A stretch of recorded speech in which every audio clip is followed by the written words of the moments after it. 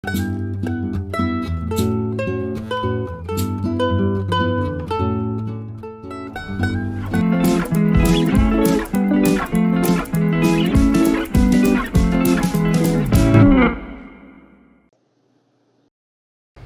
sou uma mulher que nasci há 60 e alguns anos atrás, no sul de Santa Catarina, no interior de um município chamado Nova Veneza, no interior de uma comunidade rural chamada Vila Maria, literalmente no meio do mato. Fui aparada pelas mãos da minha nona, da mãe da minha mãe, porque as mulheres moravam no meio rural e não tinha, né? O recurso da maternidade era as parteiras do local. Em geral as nonas, né, que faziam. E ali eu me criei até os 9 anos de idade, estudei numa escola multisseriada, que foi nessa escola multisseriada que eu aprendi a ler e escrever e eu tive contato com os livros de infanto-juvenis, né? Me lembro, assim, quando eu descobri Branca de Neve, assim, a minha primeira leitura, assim, né, de menina, de muito pequena. Aí, quando eu tinha 9 anos, a gente caminhava 10 quilômetros para ir de casa até a escola, né? 10 de ida e 10 de volta. Eu e a turma de guri pequeno, né? A gente saía de casa, era noite. No inverno, a gente saía, tinha lua ainda para chegar no horário da aula. Olha só que coisa. Com 9 anos, minha família mudou para Turvo. E aí eu terminei fiz o segundo grau, né, e terminei o primário, faltava um ano, e fui para o segundo grau, primeiro grau e depois segundo grau, em Turvo. E Turvo foi interessante porque, primeiro que a minha família não tinha posses, né, era muito difícil. A minha mãe se virava nos 30 para dar conta da vida, éramos 6 filhos, né, eu era mais velha, sou a mais velha, e meu pai era doente, bebia, mal contribuía, então foi muito difícil, tudo muito difícil. Mas ali em Turvo, eu tive contato com a Biblioteca Pública Municipal, que ficava junto à Igreja Matriz. Me lembro bem, era um quartinho, uma portinha, e quando eu entrei, eu vi, a primeira vez que eu vi aquela monteira de livros até em cima, tipo aqui, e que eu me deparei assim com aquilo tudo, eu disse, meu Deus, não quero mais sair daqui nunca mais. E aí li tudo, né? Machado de Assis, Jorge Amado, tudo que me vinha eu ia lendo, Turvo. Então a gente não tinha luz elétrica em casa e a gente tinha lamparina de querosene. E eu acendia a lamparina à noite porque, né, tinha que dormir à noite. Claro, no outro dia tinha que trabalhar, estudar, eu tinha o contraturno de todo o serviço da casa, cuidados do meu irmão menor e tal e tal. E aí a minha mãe dizia, tu apaga a luz e vai dormir. E eu fechava as frestas embaixo da porta e do lado para ela não ver a luz acesa e lia até madrugada. Me lembro bem disso, assim. Me lembro quando às vezes eu pego algum livro, eu sinto o cheiro da querosene. Olha só que doido, né? Eu sinto o cheiro como se a querosene estivesse me iluminando para eu ler, né? Olha o que é a memória. Aí em Turvo eu fiz o segundo grau e quando eu estava no terceiro ano do segundo grau, lá para agosto, setembro, a coisa do vestibular, né? Para mim era uma coisa muito distante, não tinha condições econômicas, nem imaginava poder entrar numa faculdade. Mas daí, minhas colegas, o pessoal, vamos fazer vestibular, porque eu vou a Floripa fazer vestibular, e eu pensei, o que eu faço? Aí falei para a mãe, eu disse, mãe, eu queria muito estudar, mas a gente não pode, porque eu cuidava do irmão mais novo, a minha mãe trabalhava de faxineira numa escola, ela conseguiu passar no concurso do estado à época, foi o que nos salvou, assim, e ela me disse, tu vai estudar, uma mulher tem que ser independente, tu vai estudar, minha filha, porque uma mulher não pode depender do homem, estuda. Me lembro como se fosse agora, ela me disse essas frases. Aí arrumamos dinheiro para eu vir para Florianópolis fazer vestibular, eu passei Sociologia, que era a minha quarta opção, a primeira era Jornalismo, a segunda era Literatura, a terceira Biblioteconomia e a quarta era Ciências Sociais. Tudo na área de escrever e ler, né? E eu passei em Ciências Sociais na quarta opção e vim morar em Florianópolis em 1979. Eu cheguei aqui fui morar numa república com moças que vieram de lá e precisava arrumar emprego. E no primeiro dia de aula de sociologia, uma colega de aula me disse: olha, eu trabalho na Associação dos Dentistas e lá precisa de uma auxiliar de escritório, tu sabe datilografar? Eu falei: sei, tinha feito curso. Aí, então tu vai lá, passa lá amanhã que a gente tá. E aí consegui esse emprego de auxiliar de escritório na Associação Brasileira de Odontologia, aqui em Florianópolis, em 1979, mês de agosto. Só que eu cheguei na faculdade, o que era 79? Novembrada. Eu não sabia nada de política, eu vinha de um município interiorano super conservador, tinha tido um segundo grau num colégio de padres, tinha tido um professor de história que era demais, por isso que eu virei historiadora também, por influência dele, mas que não falava em política, porque não se falava em política, eu não sabia nada, não sabia nem o que era ditadura. Eu caí numa faculdade de sociologia aqui em Florianópolis, em 1979, sem saber que a gente estava dentro de uma ditadura militar. Olha só o drama. Né? Eu entrei assim sabe, eu fui jogada no meio do curso de Ciências Sociais na UFSC. João Torres, Maria Luísa da Veiga Cascais, e assim, pessoal combativo, né?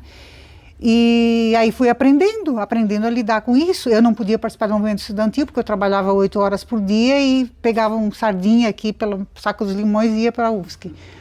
E tinha aula, vinha para casa e no outro dia, né? Então, assim, não tinha como participar muito do movimento estudantil, mas participava de tudo que estava acontecendo.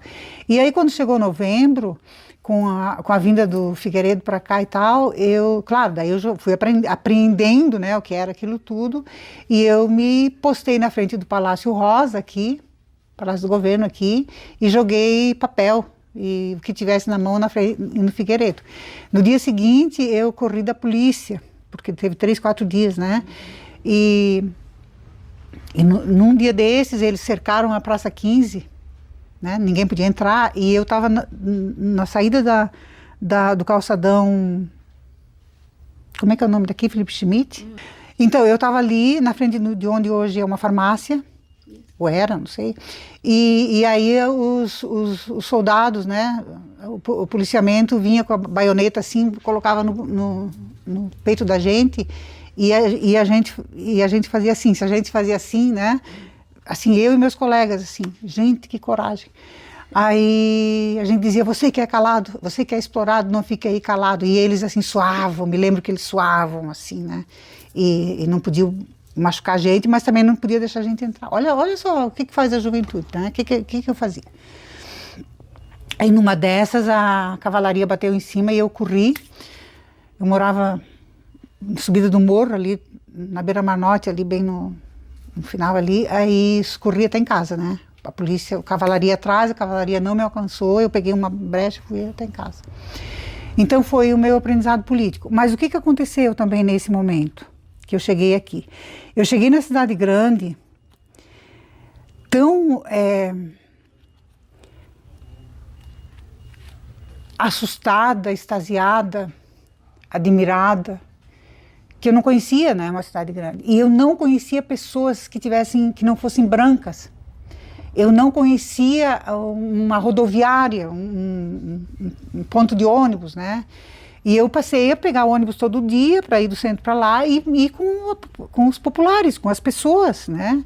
Comecei a ver que tinha miséria, que tinha pobreza, que tinha pessoas negras, que tinha mulheres na rua, que tinha gente vendendo coisas, que tinha uma miserabilidade que eu desconhecia, porque a gente era pobre. Mas a gente era pobre lá que plantava um aipim para comer, né? Minha mãe cuidava sempre do aipim, a batata doce, tanto que eu capinava antes de vir para cá, cuidava da horta, do jardim. Minha mãe tinha uma vaquinha de leite, era o que nós, né? Então, assim, mas não era isso que eu vi aqui. E aí, o que eu fiz? Passei a escrever sobre isso compulsivamente. Eu tinha 19. Eu tenho guardados da década de 80, acho que uns 5.000 textos. Da década de 80 só, que foi a década que transformou a minha vida, né? Então eu escrevia sobre aquela mulher negra que estava ali na calçada, eu escrevia sobre a criança pedindo, eu escrevia sobre a ponte Ciro Luz, que me extasiou na época, né? O meu primeiro emprego foi no 7º andar do edifício Comasa, e lá dava para frente da ponte, então eu escrevi vários poemas sobre a ponte, né? Então, e claro, eu não me sabia feminista, não sabia o que era essa palavra, imagina, no início dos anos 80, o feminismo já existia no Brasil, no mundo, né? Mas no Brasil ele vem, parece na década de 80 mais especificamente, mas já existia. Mas eu não sabia o que era isso, porque na minha faculdade de Sociologia passava tudo ao largo, né? Eu hoje fico pensando que a minha faculdade de Sociologia, eu aprendi muita coisa na política, isso e aquilo, mas no que tange a direitos de mulheres e direitos indígenas, sim, mas assim, sobre mulheres, sobre preconceito, sobre o que a gente não se falava. Tive como professor o Valmir Martins, que foi, né, que me deu muita base, assim, política, né, principalmente sobre a América Latina, tanto que eu fui ser professora de História da América a vida inteira, pela paixão que eu adquiri na Sociologia com o Valmir Martins, principalmente, né, e com o Eble, um antropólogo também, mas principalmente com ele, Ana Maria Beck também. Então, aí eu escrevia compulsivamente. Guardei, assim, não sei por que eu guardava, mas eu guardava tudo, inclusive os primeiros poemas que eu escrevi lá na Vila Maria, antes eu tenho guardado tudo. Eu tenho caixas e caixas, assim, de coisas guardadas. E daí eu escrevi a vida inteira, então eu tenho caixas e caixas da vida inteira. E aí aqueles poemas, hoje eu olho, né, o que eu escrevi no início da década de 80, 79 eu saí de casa, 84 eu terminei a faculdade, mas tem uma narrativa diferente aqui, assim. Até 84, 79, até 84 eu fiz Sociologia aqui em Florianópolis, então eu passei a escrever compulsivamente sobre as coisas que eu via e o que eu aprendia, né? Sobre a América Latina, sobre as coisas que eu ia aprendendo e eu escrevia. Me lembro que fui ver um documentário sobre João Goulart, aqui no Cine Rex, ou Ritz, não sei. E aí eu saí dali assim tão extasiada e escrevi um poema, Jango, um poema bem bonito até.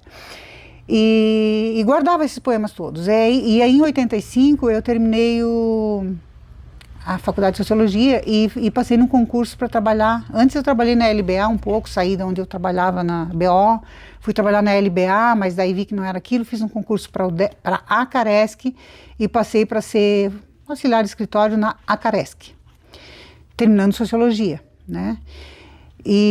Mas logo, como eu estava terminando Sociologia, logo eu fiz um concurso para extensionista rural da Acaresc. Olha onde a vida leva a gente. Como eu tinha o curso de Sociologia, que era um curso superior, que era, ou era esse ou era um curso de normalista, eu acho que podia fazer esse concurso. Eu tinha Sociologia e eu tinha um know-how de ser do interior, né? De ter plantado batata, de ter vindo do meio do mato, e por conta disso considerava-se que uma pessoa que viesse do meio rural tinha mais habilidades ou conhecimento ou um pouco de memória daquilo que foi a sua vida para poder trabalhar com o meio rural, porque a Caresc é a Associação de Assistência Rural, de Crédito Rural de Santa Catarina, né? Passei, fiz o treinamento ali em Itacorubi e tal, e aí eles sorteavam para onde que a gente ia. Eles diziam que sorteavam, né? Mas enfim, eu fui sorteada para ir para Navegantes, Santa Catarina. Primeiro escritório que teve lá, assim, né? Abriu um escritório novo. Claro, tudo era novo para mim, eu fui para Navegantes, Santa Catarina, fui acolhida lá por um técnico agrícola que me recebeu, e fui morar lá numa casa de uma amiga, uma pessoa que conhecia aqui, fiquei morando alguns meses, conheci a Lia, fui morar com a Lia, primeira República de Mulheres em Navegantes, Santa Catarina, no ano de 85, foi um caos, porque a Sociedade de Navegantes Santa Catarina do ano de 1985 achava que duas mulheres morando juntas, as duas tinham que ser lésbicas necessariamente. Então era um falatório sem tamanho, assim, tá? Mas a gente quebrou padrões, pelo menos, né? Assim, não deu bola para isso e a vida andou. E aí, eu estava morando com ela, com a Lia, estava morando com a Lia, e conheci o pessoal da Casa da Cultura de Itajaí, o Tony Cunha, que era diretor, que veio a falecer, e hoje é o nome do teatro, né, Itajaí, Teatro Tony Cunha, que era diretor da casa, e que namorou com a Lia. E um dia ele pegou uns poemas desses meus assim e leu, perguntou, tu escreve? Eu falei, escreve poesia. e pegou uns poemas meus e leu, e disse, mas foi tu mesmo que escreveste? Eu falei, tu acha que eu ia te mostrar uma coisa que não foi eu que escrevi, se foi eu que escrevi? Para com isso, falei, briguei com ele, né? Ele fez assim, disse assim, então vamos declamar alguns. Aí eu li alguns e ele assim, muito bem. Vamos para a Casa da Cultura? Botar nos varais e começar a fazer alguma performance sobre os seus... Eu levei um susto, e assim foi. Fui para a Casa da Cultura, comecei a participar dos varais, né, literários, assim, e eu escrevia sempre compulsivamente, e aí fizeram algumas performances com poemas meus, e aí eu vi que eu podia falar. Aí em 88, me procuraram, eu fui procurada por 2 poetas de Itajaí, o Orlando Ferreira e o Júlio, e falaram assim, Marlene, nós estamos fundando um grupo de poetas aqui em Itajaí. Nós queremos um grupo de poetas que bata de frente com a situação assim, assim, assim. E a gente já pensou em chamar o grupo de poetas de Grupo de Poetas Mário Quintana. Por isso, porque a gente gosta do poeta, eu também já gostava, né, muito. E eu disse, tá bom. Fomos para a Casa da Cultura, falamos para o Tony Cunha que a gente estava criando um grupo de poetas, assim, assim, o Tony já abriu as portas, e dito e feito, de agosto de 1988, nós fundamos o grupo de poetas e escritores Mário Quintana, com sede na Casa da Cultura de Brandão, em Itajaí, e aí o que a gente não imaginava aconteceu.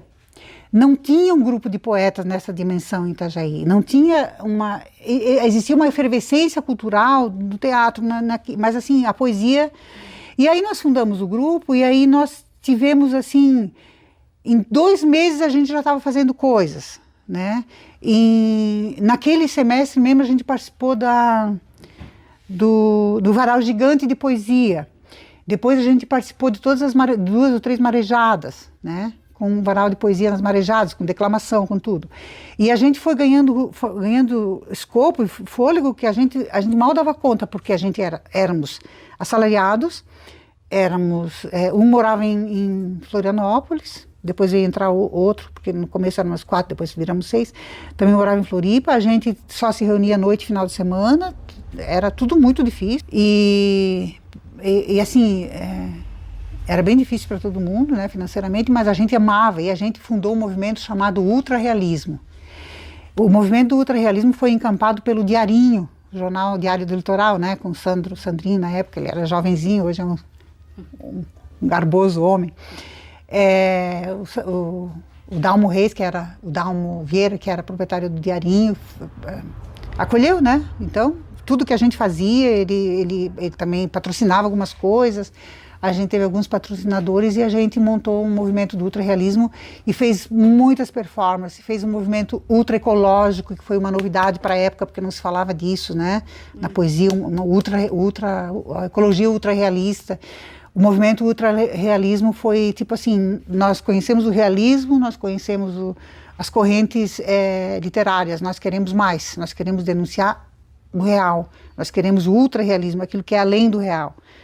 Aquilo que está na nossa cara e ninguém vê. Tipo assim, a gente fazia uma crítica social, né, profunda. E eu na questão de gênero. Então, nessa questão do ultrarrealismo foi onde eu peguei a deixa daquilo que eu já escrevia fazia tempo, que era contra a violência contra as mulheres, que é sobre direito de mulheres, e comecei a escrever, né? Eu escrevi um poema lá no início da década de 80, meados, que foi declamado no Clube Guarani, lá no clube elitista lá de Itajaí, numa performance, e quando a atriz Margareth Diniz falou meu poema, o diretor do clube mandou fechar tudo e mandou todo mundo embora. O poema diz assim: o filho que suga teu peito, mulher, não sabe do horror que tu sentes, quando aquele que chega travado da pinga te bate, te chuta, te chama de puta, te rasga e te fode, tomba de lado e dorme, babado.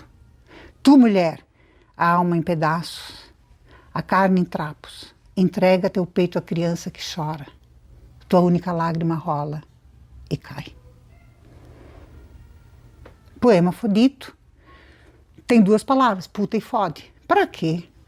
Isso deu matéria no jornal, olha, cancelamento, o Diarinho colocou assim, censura no poema da Marlene de Favre, né? Foi assim um escândalo. Mas o que a gente fazia, né? Não foi o único escândalo que a gente provocou lá, porque a gente enfrentava os padrões, né? E eu, imagine um poema desse no clube mais elitista da cidade naquele momento. Mas enfim. Aí veio os anos 90, a gente estava no auge de toda a questão do Grupo Mário Quintana, porque assim, a gente já estava fazendo coisas com Porto Alegre, com Blumenau, ganhamos o festival de teatro com a Ecologia Ultra-Realista em Pissarras, né, o FESTIAP, Festival de Pissarras. E aí veio o quê? 90. Politicamente veio o Plano Collor, né? E aí assim, salve-se quem puder. Né? Eu continuei fazendo o que eu fazia, fazia faculdade de História, comecei a faculdade de História bem depois. Um pouco depois. O que aconteceu? Eu comecei a faculdade de História em 92. Isso era 90, 91. Cada um foi procura da sua vida, das suas coisas, né? Porque, enfim, tinha que sobreviver a tudo e eu fiquei em Itajaí. E aí o grupo foi se dissipando, né, pela questão assim. Eu continuei escrevendo, todo mundo continuou escrevendo, todos nós, mas a cada um do seu lugar, do seu jeito, com as suas coisas. E eu fui dar aula na Prefeitura Municipal de Itajaí, né, de 5ª a 8ª série, dava aula de português, de inglês, de espanhol, não tinha nem faculdade, né, mas enfim, tinha que dar aula dessas coisas, eu dei aula. Depois eu peguei Geografia e História, né. E nesse momento, 91, 92, eu fiz isso. Comecei a dar aula na Prefeitura de Itajaí. Em 94, eu passei no mestrado da UFSC, né, em História. E aí, em 94 mesmo, eu fui chamada para dar aula na Univale, porque faltavam professores com curso superior. Não havia professores com mestrado. E também faltava professores em todas as áreas. E eu tinha uma especialização, porque nesse entremeio eu fiz uma especialização em didática do ensino superior, já que eu já tinha sociologia, né? E aí, por essa especialização, me foi oportunizado entrar para dar aula no curso de História da Univale, no mesmo curso o qual eu era professora. Eu era aluna. Então, eu era aluna numa sala e professora na outra. A minha história é meio assim. Mas foi muito interessante, porque, né, faltava pouco para me formar também, daí o dia da minha formatura o reitor olhou assim para mim, peraí, mas tu não é professora? Foi isso. Em 1989, dentro do Grupo Mário Quintana, a gente fez várias coisas, né? A gente tinha ideia de fazer uma coletânea, tudo, mas não deu porque a gente não tinha condições financeiras e era difícil, todo mundo trabalhava e não tínhamos tecnologia e tal. Então, o primeiro livreto meu foi esse, em 89, feito artesanalmente, chamado Santo Corpo, que são poemas feministas, né? E políticos sociais, assim, né? Ele é de abril de 1989, pela Casa da Cultura de Itajaí. Isso é tudo artesanal, nós que fizemos. Eu e o Tony Cunha que montamos essa capa. São folhas A4 dobradas. Então, cada autor, né, do Grupo Mário Quintana fez esses livrinhos. Daí, com a minha entrada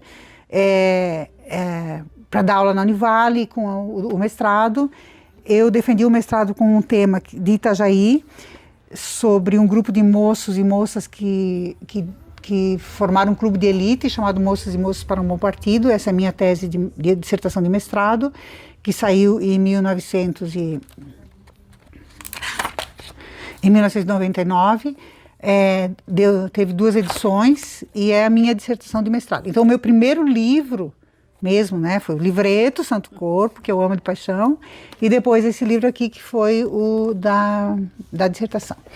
Aí aconteceu o seguinte, eu dava aula na Univale, defendia a dissertação, e no mesmo ano que eu defendia a dissertação, eu passei no concurso da UDESC. Luiz Felipe Falcão era meu professor na Univale e disse, olha, tu vai abrir um concurso na UDESC assim de história. E eu fui lá e fiz. E passei. E eu lembro que o dia que eu passei, eu corri pelos corredores da Univale e gritava, gente, eu plantei batata. Eu não acreditava, né? Porque assim, era muito para mim. Eu achava que eu não tinha, né? Que não era um lugar tão alto para mim. O dia que eu passei no concurso da UDESC, Eu fiquei muito assustada e ao mesmo tempo muito agraciada, porque eu não podia imaginar que eu ia chegar nesse lugar. E aí eu passei a dar aula na UDESC e na Univale durante 10 anos. Eu dei aula na UDESC e na Univale durante 10 anos. Então, na Univale, com essa trajetória que eu falei da poesia, do olhar, do escrever sobre, da denúncia político-social, da observação da violência que as mulheres sofriam, eu fui buscando o meu feminismo. E quando eu entrei para dar aula na Univale, eu e umas alunas e outra professora, a Cristiane Manique, nós montamos um grupo de estudos de gênero. Era mulheres e gênero. E feminismo, uma coisa assim, né? Juntou essas palavras. Um grupo de estudos para a gente poder ler algumas coisas e tal. E isso rendeu um monte de coisa. Né? Mulheres que apareceram para o grupo de estudos, renderam TCCs depois, assim, foi um grande trabalho. E quando eu passei no concurso da UDESC, eu trouxe essa ideia. Já tinha Silvia Arendt, Glaucia Assis, outras pessoas, mulheres aqui na UDESC que já estavam começando, né, a pensar no gênero como uma possibilidade de estudos. E ali, então, eu puxei e nós montamos um grupo de estudos de gênero, né, sexualidade, educação, essas coisas. E esse grupo dura até hoje. Aí, na UDESC, eu fiquei até 2005 na UDESC e na Univale. Em 2005 eu pedi demissão da Univale e fiquei só na UDESC, porque em 2004 a gente montou o mestrado, programa de pós-graduação em nível de mestrado e doutorado na UDESC. E aí então, né, tinha muita coisa para fazer aqui. Aí eu passei a ser professora. Antes disso, voltando. Quando eu estava na Univale, eu fiz o mestrado, terminei em 96, entrei em 94, terminei em 96, dava aula na Univale, e aí em 98 eu passei no concurso da UDESC e trouxe o grupo de estudos, né, de gênero para a UDESC. E em 2004 nós montamos o mestrado na UDESC e em 2005 nós transformamos o grupo de estudos em laboratório, depois em grupo de pesquisa e seguimos a carreira, né? Seguimos aquilo que é um programa de pós-graduação dentro de uma universidade. E aí eu comecei a escrever compulsivamente, agora, artigos acadêmicos. Sempre voltados para gênero, feminismo, mulheres, sexualidades, masculinidades, questões midiáticas, né? E como a minha tese foi sobre o fascismo, a minha tese de doutorado se chama Memórias de uma Outra Guerra, Cotidiano e Medo durante a Segunda Guerra Mundial em Santa Catarina.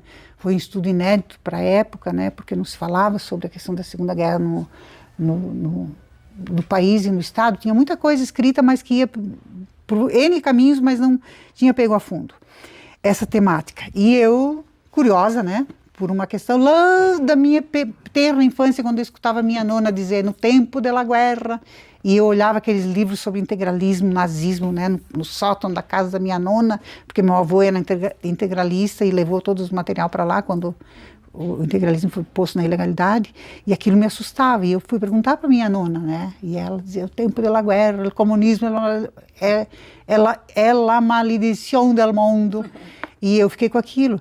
E aí quando eu pensei numa tese, eu vou descobrir por que o feminismo por que o comunismo é uma maldição do mundo. E aí foi a minha tese, que ela teve primeira edição em 2004, segunda edição em 2005, tirou o título de melhor livro do ano em 2005 pelo Instituto Histórico e Geográfico de Santa Catarina, e agora, de 2018 para cá, ou antes, né, nos últimos anos, com a exacerbação do fascismo, do neonazismo, a editora Insular, com Nelson Rolim, me propôs, né, a terceira edição. Não sei escrever nada e ver nada e observar nada no mundo se eu não vejo homens e mulheres em relações. Né? Então as mulheres, elas estão aqui o tempo todo, só que não é um tratado sobre feminismo, mas né? Então esse foi o meu, digamos assim, segundo livro de fôlego, né? Esse livro trata de Memórias de uma Outra Guerra. Por quê? Uma das coisas que aconteceu foi que eu comecei a fazer o trabalho Primeiro comecei na Grande Florianópolis e fui para os arquivos buscar documentos e encontrava coisas que me vinham das franjas do cotidiano mais ordinário, né, do interior do estado. Nos livros de correspondências recebidas e expedidas na época da Segunda Guerra. Então o cotidiano, aquilo que, por exemplo, que era como é que faz para a criança calar a boca na frente da autoridade e não falar italiano, porque falar uma palavra italiana era denunciar, né? Então como é que fazia isso? Né? Quem denunciava quem? Quais eram as franjas do cotidiano? Porque durante esse período os alemães e os italianos, os que falavam, não tinha quase japoneses aqui, né? Porque eram também... foram perseguidos, assim, com ou sem culpa no cartório, nazista ou não nazista, falou alemão, ítalo-germânico, tem alguma coisa, é perseguido. Claro, tinha mais ou menos 10% da população de alemães que eram nazistas. Quem fez essa estatística foi o René Gertz, lá do Rio Grande do Sul, que pesquisou, né, e disse que assim, não dá para dizer que toda a população era nazista, porque 10% da população alemã professava o nazismo e às vezes nem sabia por quê, né? Então esse livro ele trata disso. Ele tem 6 capítulos e ele trata da igreja, do inspetor de quarteirão, da escolarização, da transferência transferência de professores, né? Da prisão de padres, dos campos de concentração que teve aqui em Santa Catarina, teve 2, né? Florianópolis e Joinville. Então ele trata do cotidiano mais ordinário durante a guerra. E dentro desse cotidiano mais ordinário, eu encontrei no Arquivo Nacional do Rio de Janeiro, de primeira mão, uma série de processos crime abertos durante a Segunda Guerra, o período, né, da guerra mais especificamente, um pouco antes também, porque os integralistas também entraram nessa, a partir de 37 mais especificamente, né, e durante a Segunda Guerra mais fortemente, eram abertos processos crimes contra pessoas de origem ítalo-germânica e aqueles que eram considerados nazistas. Os nazistas mesmo iam para o campo de concentração, ou em Santa Catarina, ou para Rio de Janeiro, né? E outros perigosos, ou que representavam o perigo, eram encaminhados para o interior, para os campos de reclusão, Bom Retiro, Timbé do Sul e outros. Então, eu encontrei correspondências, pedidos de perdão, os pedidos, né, parece hoje, gente, parece hoje. E então me abriu muito, né, a perspectiva de pensar a guerra. E aí, o que eu ia terminar dizendo? Nesse olhar, como é que o nazismo se capilarizou? Quem professava o nazismo? Como é que os nazistas se moviam? E isso está nesse livro, né? Está de uma forma, assim, miudinha, dentro das entrevistas, porque tem quase 100 entrevistas, né? Memória mesmo, história oral, e depois uma gama de documentação, assim, que hoje eu olho para trás e pensei, como é que eu consegui lidar com tanta fonte? Eu me admiro comigo. Naquele momento, com as ferramentas que eu tinha, sem tecnologia, porque a gente não podia, não tinha máquina de fotografar o documento, né? No máximo era de digitalizar alguma coisa, mas não podia digitalizar porque o documento não podia ser estragado, e aí me acabava de ficar meses e meses copiando. Peguei uma lera aqui que custei até hoje, me incomoda, de copiar, né? Copiar a fonte. Mas, enfim, isso foi a minha tese, que está na 3ª edição por conta desse momento, né? E hoje eu continuo escrevendo sobre isso, escrevendo principalmente sobre o neonazismo em Santa Catarina. Estou participando de um documentário junto com o Chico Faganello e a Kátia Klock, um documentário sobre, pergunta por que Santa Catarina tem tanto grupo neonazista, né? A gente está no meio desse documentário. Então eu escrevo sobre isso. Quando eu entrei na UDESC,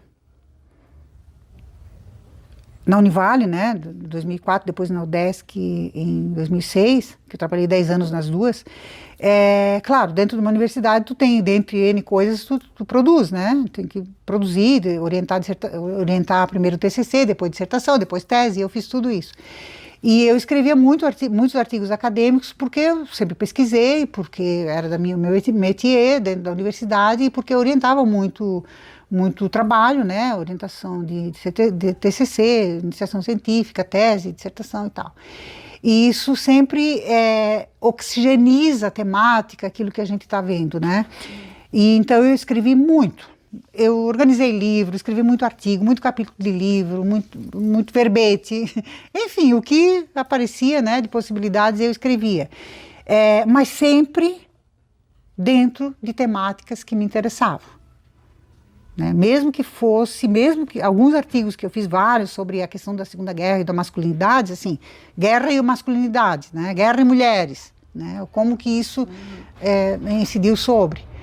E eu fiz um trabalho bem grande sobre a questão do divórcio em Santa Catarina.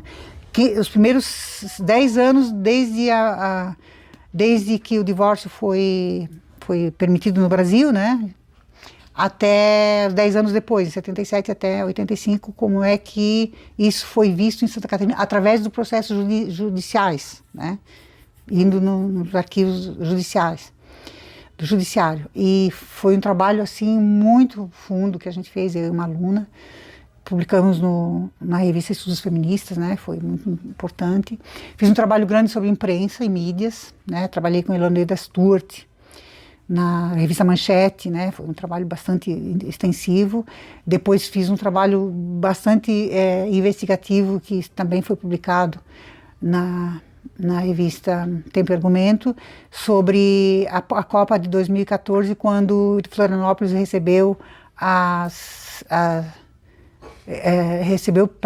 a reunião da Copa os árbitros, jornalistas, árbitros e bandeirinhas, enfim, o pessoal da retaguarda do futebol. E naquele dia, no primeiro dia, saiu um encarte do jornal DC, Welcome to Floripa, com uma bunda de 5 mulheres na capa. Mas escrevi sobre aquilo assim com toda a ira possível. Um artigo que foi muito circulado e, né, foi traduzido para o inglês e tal. Então, assim, sempre sem deixar passar o tema do momento, né? E continuei escrevendo. Mas sempre escrevendo poesia, porque sem a poesia eu não vivo. A poesia é o meu alimento da alma, né? A crônica, o conto também escrevo muito, mas a poesia me alimenta, a poesia me incita, a poesia me dá caminhos, a poesia me liberta, a poesia libera a minha vontade minha ânsia, a poesia é furiosa, a poesia me enfurece. Então eu sempre escrevi poesia. E aí aconteceu que em 2016, 2013 eu dei aula para uma aluna na universidade, tive como orientanda no mestrado, e em 2013, mês de agosto, ela entrou no mestrado como minha orientanda, e em novembro ela me expôs numa rede social de uma forma aviltante. Eu abri mão da orientação, porque foi muito aviltante o que ela fez comigo, e em 2016 ela me processou, depois de ter reprovado no mestrado com outro orientador, não comigo, ela me processa. Em 2017 o processo vem a público, né, porque eu estava segurando ele sozinha, sem saber muito para onde ir, ninguém sabia o que fazer direito, uma advogada que não sabia o que fazer, e em 2017 veio a público, depois que a pessoa que me processou foi numa rede nacional, foi numa audiência da Escola Sem Partido em Brasília e me expôs, né, minha imagem, meu som, minha fala descontextualizada e tal, e aí as pessoas, Marlene, tu tem que fazer alguma coisa. Aí o grupo de feministas e mulheres e todo o meu engajamento, né, nesse momento já, 2017, no Brasil, em Santa Catarina, no Brasil, de um dia para o outro puxaram o movimento, somos todos Marlene de Favre, e aí isso virou um rastilho de pólvora. Aí eu tive que me defender, eu tive 5, 6, 7, não sei, audiências. Foi bem difícil, foi muito difícil, porque eu não pude deixar de dar aula, eu tinha que fazer tudo. Viajei pelo Brasil inteiro para defender a causa, né, da liberdade de cátedra, do gênero como uma categoria de análise, contra a escola sem partido, tudo isso. E eu cansei muito, porque foram quase 100 viagens em 3 anos pelo Brasil, porque eu não arredava pé. Eu dava aula 3 dias na universidade e 2 dias eu pegava o mundo. Porque eu entendia como um dever meu, a defesa daquilo que me aconteceu, né? Então, e aí eu continuava escrevendo.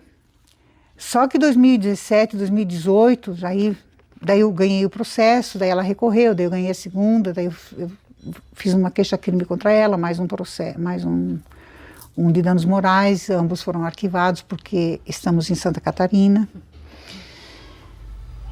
Aí em 2019 eu pensei, eu tenho tempo de aposentadoria, eu vou pedir aposentadoria porque eu não aguento mais. E dentro disso também tem uma coisa que eu vou confessar pela primeira vez assim, que é a instituição que eu trabalhava e que eu fui processada no ofício do meu trabalho, não me defendeu. O meu centro, o meu programa de pós-graduação, o meu programa de graduação, me defenderam de cima e embaixo. A instituição como universidade, o conselho universitário, ignorou que eu existia. Aí eu pensei, não tenho mais condições, estou muito cansado, dei meu sangue para isso tudo, né, na defesa da cátedra, do curso, do programa que eu... E aí eu pedi aposentadoria. Aí veio a pandemia. E aí aquilo que eu tinha como sonho de infância, adolescência, lá quando eu comecei a juntar letras e palavras, com 8, 9, 10 anos, depois indo para Turvo, toda a minha literatura, né, a leitura daquela literatura, toda a minha escrita da poesia, minha vida inteira lendo, sempre gostando da literatura, sempre escrevendo poesia, por que não? Fiquei presa na minha mãe, na casa da minha mãe é do interior, né, mora no sul, em março de 2020, literalmente eu ia voltar dia 18 e dia 17 fechou tudo, né, vocês lembram? Dia 16 de março de 2020, 17, fiz uma primeira crônica no Portal Catarina, dizendo como é que eu me senti, né, de uma feliz jovem que foi visitar sua mãe e que está voltando, recém-aposentada, voltando para Florianópolis para virar o mundo, né, fazer um monte de coisa, reformar meu apartamento, fazer tudo aquilo que eu tinha planejado, me vi refém da pandemia e fiquei em Turvo. Literalmente comprei um par de botas e fui cuidar da horta, do jardim da minha mãe foi adoecendo e comecei a escrever. Escrevi no dia 19 de março uma crônica chamada Do Vírus Invisível e coloquei no Facebook. Eu já era colunista do Portal Catarinas, há alguns anos, aí a Paula Guimarães me ligou e disse, quem sabe tu, me falou, né, eu li a tua crônica, gostei muito, quem sabe tu escreve uma por semana, ou mais. Eu falei, não, mais não dá, mas uma por semana eu garanto. Aí ela disse, então tá, uma por semana. Aí eu passei a escrever uma crônica por semana no Portal Catarinas, contando como é que eu estava vivendo a pandemia com a minha mãe, e eu vinha uma vez por mês para Florianópolis, depois que deu para vir, né, porque 2 primeiros meses não saí de casa, para resolver minhas coisas aqui, eu tinha um apartamento, né, tinha minha vida aqui, pagar as contas pelo menos, e voltar para lá. Então eu escrevia sobre a vinda para cá, como era a minha percepção aqui, na estrada, nos caminhoneiros que se aproveitavam, uma mulher no volante, todas as coisas que me aconteciam no cotidiano, dentro de um contexto que era pandêmico e fazendo relações com o global, o nacional, o local e o meu, né, cotidiano mais ordinário ali com a minha mãe. E essas crônicas passaram a ter uma leitura muito assídua de muitas pessoas comentavam, muitos comentários. A Paula costuma dizer que isso segurou o portal durante a pandemia, né? Primeiro ano mesmo. Eu escrevi no primeiro ano da pandemia, de março de 2020 a março de 2021, eu escrevi 54 crônicas, sendo que eu escrevi à mão, porque eu sempre escrevi à mão porque eu sou muito rápida. Se eu for escrever no computador, eu perco o pensamento, porque o meu pensamento é mais rápido do que isso aqui. O meu pensamento consegue acompanhar a mão, né? Então, por conta disso, escrevi à mão. Escrevi em geral à noite, porque de dia eu cuidava da mãe, cuidava da casa, da horta, do jardim, dos gatos, papagaio, da galinha, tudo, né? E de noite, então, escrevia. E no outro dia, eu fotografava, mandava para uma ex-aluna. Ela digitava, eu pagava ela toda semana, por mês, né, para digitar os meus poemas. Ela digitava, no sábado estava pronto, mandava para uma revisora, a Rejane viu, que lá de Portugal, a Rejane foi minha aluna que mudou para Portugal, a Rejane revisava e no sábado estava na mão da Paula e no domingo saía. Foi um ano inteirinho assim. Dessas crônicas, todas no Portal Catarinas, saíram em 2020 e 2021 2 livros. Crônicas na Contingência da Clausura, volume 1, que tem 25 crônicas, as 25 primeiras, e Crônicas da Contingência da Clausura, Cotidianos da Pandemia, volume 2. Então aqui, essa tem 29 crônicas, são 54. aqui eu me vi cronista. Porque eu não escrevia crônicas assim, né? Eu escrevia muito, mas guardava. E aqui eu me vi, pô, eu posso. Por que não, né? Então foram esses livros mais recentes. Depois, a gente do Grupo Mário Quintana, a gente foi se reencontrando com as redes sociais, com o tempo, né? 2015 a gente se reencontrou, 2018 o grupo já com a possibilidade de se ver online, né? Mas a gente fez um encontro presencial ainda na época de 2018 e assim, vamos fazer alguma coisa, vamos retomar o grupo, vamos reavivar o que a gente fez e tal, vamos começar por onde? Aí vamos começar por escrever uma história do grupo, o ultrarrealismo, o que a gente viveu no Grupo Mário Quintana, aquela efervescência toda, né? Que a gente fez muita coisa legal. E aí, assim, eu falei para eles, olha, quando eu me aposentar eu escrevo, agora não tem como. Eu estava no meio da defesa da minha, né, das viagens pelo Brasil, falei, agora não tem como, mas quando eu me aposentar eu garanto que eu escrevo a história do grupo. E dito e feito, em 2022 eu juntei toda a documentação, porque como historiadora sempre guardei tudo, fotografei tudo, né? Eu guardei, tem uma pilha assim de coisas desse grupo, e aí nós fizemos então o Ultrarrealismo na Cena Literária de Itajaí, e ele saiu pela Traços e Capturas lá de Itajaí, uma editora, mas ele foi aprovado na edital de cultura da Secretaria de Cultura de Itajaí, né? Então ele é um livro pago por um edital de cultura de Itajaí. E ele tem muitas fotografias, né? Porque ele foi feito... A gente saía toda a vida no jornal, como eu falei. E tem poesias, então é um livro que eu tenho um maior carinho, né? Que é a história do grupo. Concomitante logo que o livro estava sendo terminado, foi lançado em 2022, nós pensamos em fazer uma coletânea. Mas antes da coletânea nós resolvemos fazer um documentário. Mas antes do documentário nós resolvemos fazer uma performance. E a performance, fizemos uma reunião, assim, a gente vai fazer uma performance como? Vou fazer a nossa poesia, fazer assim. Eu falei, não, eu acabei de escrever um livro, acabei de escrever um livro, 2 livros, acabei de escrever. Vou lançar, né? Estou escrevendo Se Pulsar de Resiste, um livro de poesias feministas, foi lançado em 22, que eu estava fazendo naquele momento, e tenho ideia de fazer um sobre as mulheres que chegam nos 55, 60, né? As sexagenárias. Eu falei, não, acho que é um bom tema, fazer um documentário chamado Os Sexagenários. Não, né, os rapazes, né, imagina, 6 homens, 5 homens e eu, né? Não, imagina, né? Eu falei, olha só, quando nós montamos o grupo, nós tínhamos entre 19, 23, 24 anos, nós 6.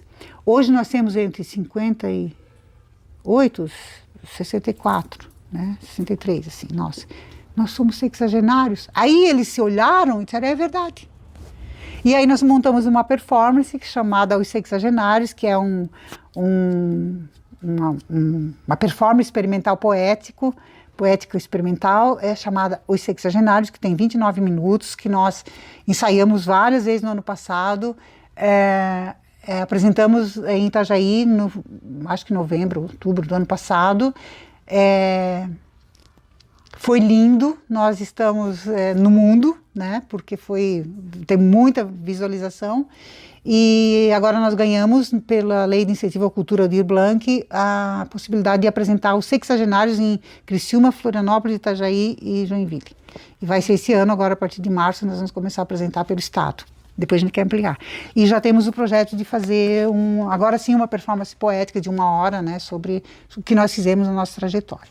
Então isso é a história do meu grupo de poetas, que eu amo de paixão, Nassau, Miller, Jean, Júlio, Orlando, né, os meus amigos. Nós somos uma família. Nós prometemos não morrer. Prometemos ficar vivos até que o último de nós suspire. Prometemos. Porque os poetas não morrem, eles decantam. Eles nascem na poesia de meninos e meninas.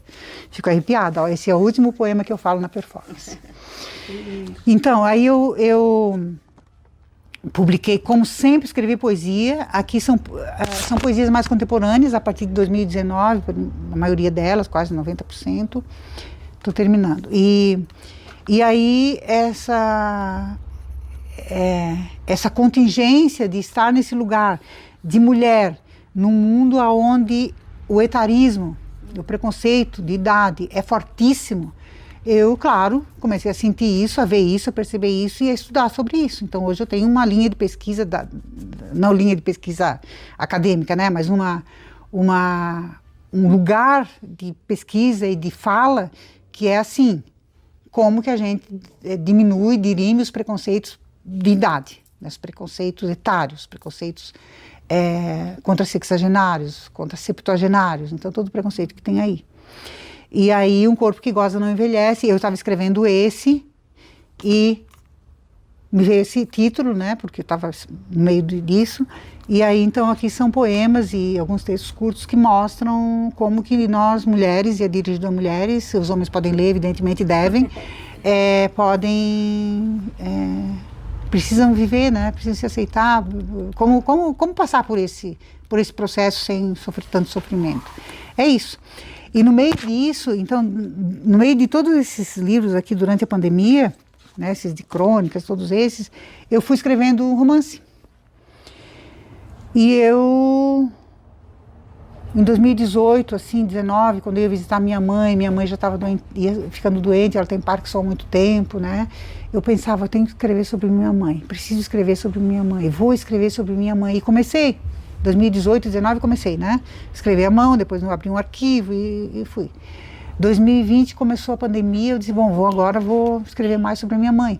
Só que de repente, ouvindo minha mãe, porque, né, ficava com ela, passei a ouvir mais, sempre ouvi muito minha mãe, mas assim, a gente ia deitar juntas e eu perguntava, mãe, como é que era tal coisa lá no passado? Mãe, como é que era o casamento? Mãe, isso, mãe, aquilo. Aí no meio da fala dela vinham os preconceitos, vinham memórias de ancestralidade dela, né, dos que vieram da Europa, dos filhos que foram paridos lá e que morreram no mar, das mulheres da geração, né, geração anterior dela que morreram do parto, disso, daquilo, e foram vindo histórias, né? E eu fui cruzando com aquilo que eu ouvia quando era menina, histórias de imigrantes, né? De imigração, da vinda da Europa para cá, histórias que eu ouvi quando trabalhava na Caresc, de pessoas ítalo-germânicas, italianas principalmente, né? Porque são pelo lado italiano, que me contavam e eu fui juntando um lugar aqui, um ali, mas muito pautada nas minhas memórias e ouvindo minha mãe e lembrando do que a minha nona. E em 2010, eu fui o enterro da minha nona, mãe da minha mãe, que morreu com 100 anos. E através dela eu ouvi muitas histórias, que eram contadas quase que como segredo, quase como sussurro, quase como da família, não pode sair, né? Então eu tive muito cuidado de escrever o romance para não botar, né, o cuidado evidente que a gente tem que ter quando escreve um romance histórico, ficcional, mas que ele tem memórias, né? E então eu me dei um tilt, eu me lembro que eu estava em Florianópolis, eu fui dirigindo para a Turvo e fui pensando, mas eu não estou contente com o que eu estou escrevendo, falta uma coisa. Quando cheguei na metade da viagem eu pensei, achei, eureka, vou começar com o enterro da minha nona, o enterro da personagem. Né? Que aconteceu, o enterro da minha nona, que eu fui, tive que falar no púlpito, tal. E comecei ali. Aí cheguei lá em Turvo, assim, parece que veio tudo assim, eu comecei a escrevi. Era uma manhã de quinta-feira, quando os carros, o sol batia no vidro dos carros que luziam, vindo da cidade em direção à capela da Vila Rosário, onde seria o enterro da anciã. E aí eu vou contando, né? Fico arrepiada. Eu choro cada vez que eu leio. E aí eu fiz uma história contando que poderia ser qualquer família italiana, do Brasil, da América, de qualquer lugar, mas vamos pensar Santa Catarina. A saga que foi sair do norte da Europa no final do século XIX, na miséria que foi aquilo, né? Porque a Europa a gente sabe, a Itália o que aconteceu no final do XIX, e vem para a América e eu resolvi escrever. O livro se chama O Lenço e o Rosário. Por quê? O título me veio assim naquele dia. Porque o lenço, eu conhecia a Benedetta, que é a personagem principal, usando lenço, nunca via cabeça dela sem lenço. E o rosário, porque no enterro dela, e sempre eu via ela com o rosário na mão. E aí eu conto lá no início, não vou dar spoiler assim, porque não dá tempo, senão podia dar. Dia 15 de março vai ter um pré-lançamento na Latinas, e dia 29 de março o lançamento oficial aqui às 10 horas da manhã. que sai pela Insular, né? Pela editora do Nelson Rolim. A literatura catarinense teve momentos de muita pujança.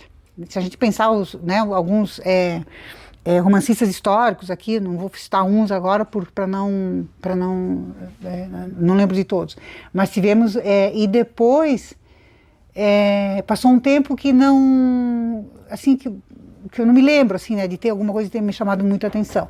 Mas hoje eu vejo que ela está tendo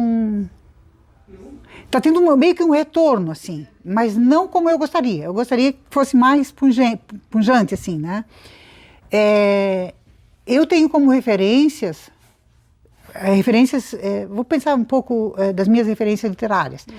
Quando menina, lá em Turvo, quando eu descobri a Biblioteca Pública Municipal, eu garimpei o que tinha, né? O que eu pude ler lá, tudo que era que eu tinha curiosidade. Machado de Assis, José de Alencar,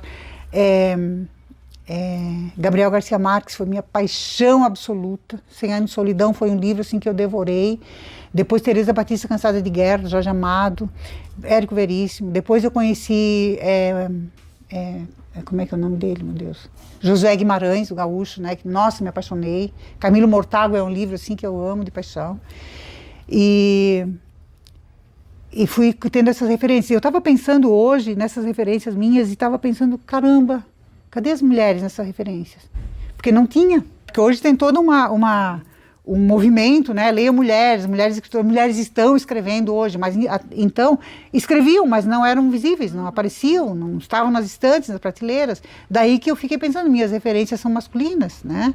São boas referências. Depois, sim, eu fui acrescentando e hoje, né, eu tenho esse princípio, ler Nossa Aldeia. Eu li bastante da literatura catarinense, como eu disse, né, e ultimamente, nos últimos anos, eu tenho lido... eu tenho como referência catarinense a Urda Alice Kluger, né? A Urda já era minha referência antes de eu conhecê-la pessoalmente. Eu conheci a Urda como aluna de História. Eu fui professora dela num momento, assim, de um curso, alguma coisa. E depois ela fez doutorado em Geografia, mas ela fez História antes, né? E a gente foi, assim, né, de se gostar da primeira vista. E quando eu estava fazendo a pesquisa para esse livro aqui, eu encontrei com a Urda num evento e falei para ela que eu estava escrevendo, né? Ela perguntou como é que estava a minha tese, e eu falei, ela disse assim, eu tenho uma história para te contar. Da minha mãe, que enfrentou os policiais e disse assim, atira, abriu a blusa e disse, atira se tu é capaz. Atira, mata, porque ele disse que ia matar ela, né? E aí ela me contou essa história e eu fiquei abismada com a história dela e as últimas 3 páginas desse livro, do último capítulo, é a história da Urda. Né? E a gente selou uma amizade eterna, assim, então a gente se acompanha o tempo todo.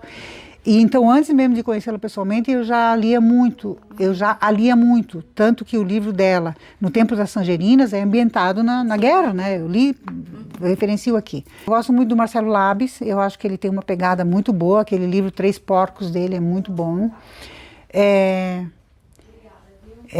Deixa eu ver, eu gosto muito de um poeta itagiense chamado André Pinheiro, né? Eu gosto também do escrito do André Soltal, que é um literato, ele é proprietário da Traços e Capturas.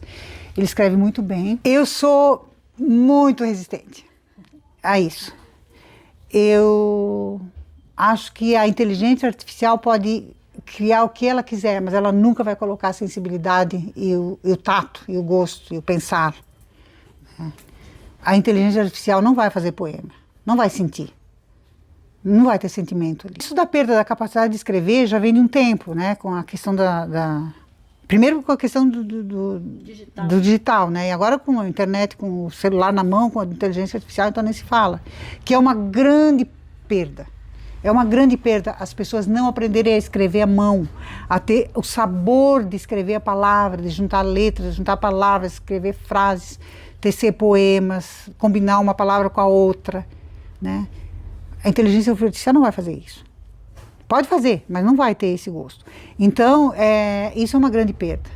É uma grande perda na cognição, né? E é uma grande perda cultural. porque se esvazia, né? Se esvazia. Quando eu penso assim, a efervescência que era a poesia nos anos, final dos anos 80, início dos 90, de um lugar específico que eu falei, que é Itajaí, isso não existe mais, isso não vem mais. Existem grupos hoje querendo fazer slam, fazendo coisas na rua e se reunindo, existem. Mas assim, eles vão sendo aos poucos, vão sendo engolidos de forma que até a praça é demolida. Como estão demolindo, né? Como são engolidos pela própria indústria cultural. Pela própria indústria cultural, assim, engolidos dessa forma. Então, assim, é um sentimento de muita perda, um sentimento muito nostálgico também que me vem com isso, né? Eu vejo minha filha tem 33 anos, ela cresceu no meio de livros, ela sempre escreveu diário, por conta, né, da influência, meus livros são todos riscados, dela pequenininha me acompanhando sempre. Ela é uma leitora assídua, sempre escreveu muito e hoje está ali. Mãe, eu resolvo tudo por celular. Filha, mas tu não pega mais uma caneta? Mãe, eu tenho agenda no celular. Filha, mas não, mãe, eu faço tudo no celular. Filha, tu não vai levar o documento? Mãe, meu documento está no celular. Eu digo, meu Deus. Ela ainda tem a memória, mas essa nova geração tem essa memória. Então, ela tem 33 anos, ela tem essa memória. Ela escreveu, ela lê, ela escreve, se precisar ela escreve. Né, está fazendo mestrado em Berlim, está fazendo mestrado em políticas públicas, então tá aqui agora, mas né, vai voltar para lá semana que vem, vai terminar o mestrado lá, falta um ano. Mas as gerações depois. Se a gente observar a geração, sei lá, vamos pegar de 7 a 15 anos hoje, ou menos de 10, dificilmente eles vão conseguir, eles vão aprender as primeiras letras com muito custo, vão odiar ter que escrever com a mão, né? E vai ser isso. E a inteligência artificial vai mandar nas coisas que eles vão fazer, eles não vão ter preocupação ou se dar o trabalho de criar um texto sobre a polenta amarela porque não precisa a inteligência artificial. Eu vou dizer para ti que eu não sou otimista.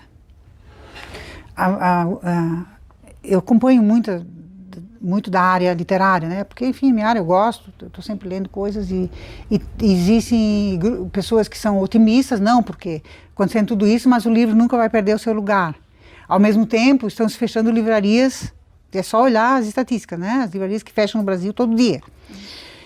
No lugar de livraria se abre farmácia ou igreja, né? É isso que está acontecendo.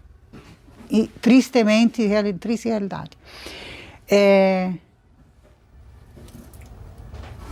Existe, sim, estão acontecendo muita oferta de cursos da literatura. Mas sabe o que eu percebi, acompanhando já de faz 4, 5 anos que eu estou sempre envolvida nisso, fiz vários cursos online, esses que estão oferecendo e tal, né? Paguei cursos para tentar entender e no fim das contas eu vi que assim, eles começam a se repetir. Então, né, agora eu já estou noutra fase que é pensar além do curso, pensar além daquilo que eu escrevo, mas pensar mais estruturalmente como é que funciona esse mercado editorial. Que as grandes editoras, elas apostam naquilo que elas vão ganhar muito dinheiro. Nos últimos tempos eu me preocupei mais em entender um pouco esse mercado editorial que eu fiz aqui, fora 2 que eu tenho, que não foram publicados, que estão prontos. Um é de poesia erótica, que está guardado, prontinho para ser publicado, mas eu recebi meio que uma ameaça, porque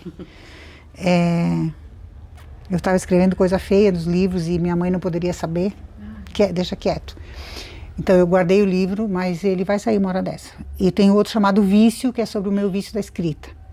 Esse vício, por exemplo, eu mandei no ano passado para um edital, para ilustrar o que eu estou dizendo sobre editoras, né? Grandes editoras que recebem 3.000 livros num ano, lê 100, descarta 2.900, e desses 100 ainda vão escolher uns 10, talvez, dos que já têm renome, que já tem, e o resto não, né, descartado. Então é uma grande perda também, porque tem muita gente que poderia, né? Tu parte do princípio que se tu manda um livro alguém vai ler, mas nem sempre é assim. Então isso já me desalentou, né? Tipo assim, nunca vou fazer parte de uma coisa minha publicada numa grande editora. Aí vai para as médias, funciona mais ou menos do mesmo jeito.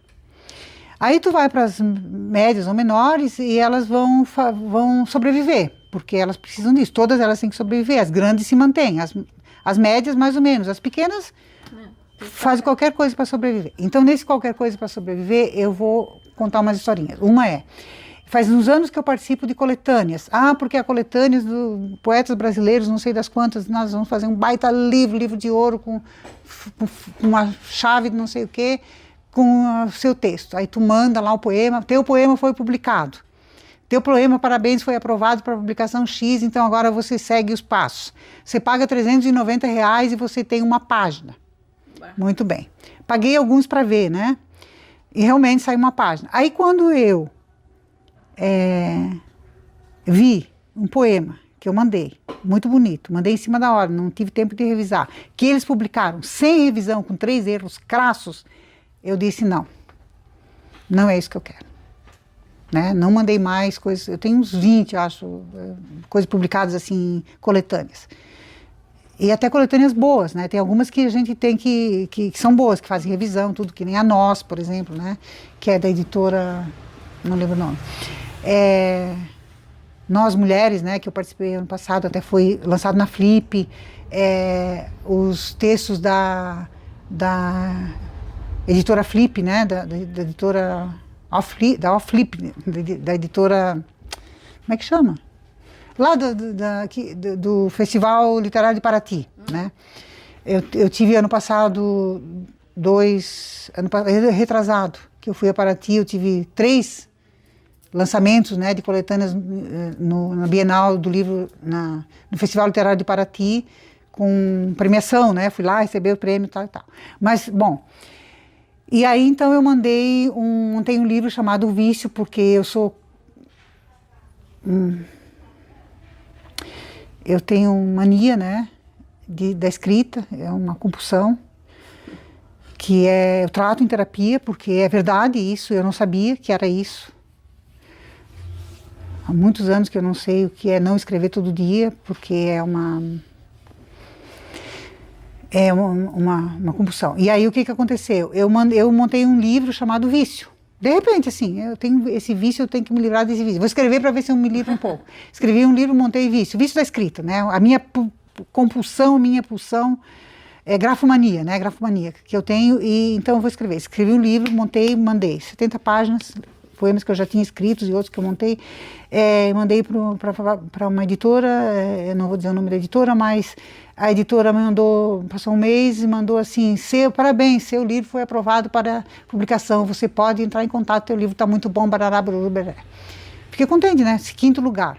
Aí fui ler de novo o regulamento. 4º lugar. Fui ler de novo o regulamento. Até o 3º lugar, a editora premia. Do 4º em diante, eu que pago. Aí eu fui olhar que tinha 57 pessoas no 4º lugar. Tu entendeu? Ou seja, 57 pessoas como eu, fiquei em 4º lugar, vou... Só que não é um prêmio, né? E aí o livro vai sair sem revisão, vai sair do jeito que a editora quer, vai demorar, porque aí eu fui começar a ler e aprender sobre, e aí vem que eu chamo de uma crise, assim, né? Mas isso não é uma coisa ruim, essa minha obsessão, essa grafomania. É o momento de não deixar de escrever, não vou deixar de ser maníaca para a escrita, mas eu estou baixando um pouquinho a bola. E o romance, esse que está saindo agora, ele é... Acho que eu respondi sobre a questão das editoras, né? Disso que eu acho hoje, então. Para terminar esse assunto.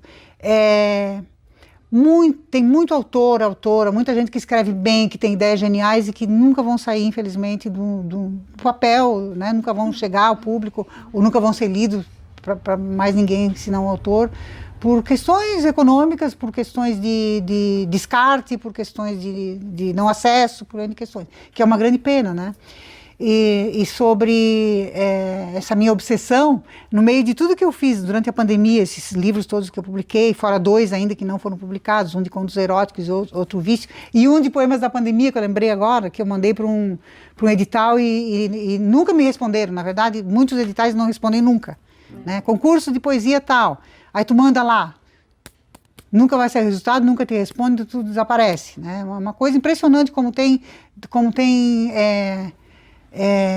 deslealdade e desrespeito, né, com autores nesse mercado editorial. Claro, tem muita coisa boa, mas tem, assim, a maior parte é meio que desrespeito.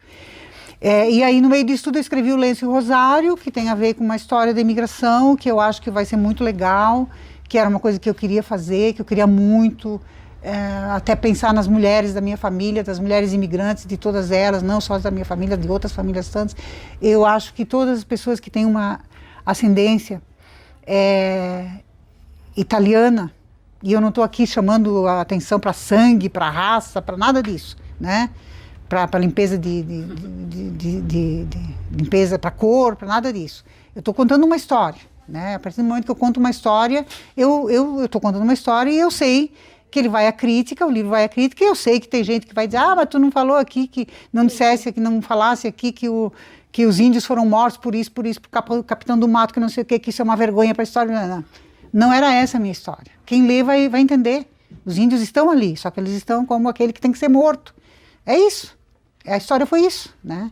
Então, o livro é isso, é uma saga, 100 anos de uma família que sai da Europa no final do século XIX, cuja matriarca morre no final do século XX, e tudo perpassa a Segunda Guerra, integralismo, mortes, nascimentos, dores, partos, tudo vai acontecendo no política, né? né? Vai sair pela Insular. Vai sair pela Insular, sim, dia 15 vai ser lançado. Legal, Marlene. Acho que é isso. Conversamos bastante, deu mais de 1 hora. Mas tá ótimo, acho que ficou ótimo. Alguma coisa ficou fora, né? Eu achei excelente, muito bom, emocionante. Ai, que bom. O que eu acho interessante sobre essa questão da imigração é que vai mostrar que a maioria dos imigrantes que vieram também eram da classe trabalhadora. Sim. Que não tinham condições de viver. Sim. Mas o povo gosta de falar.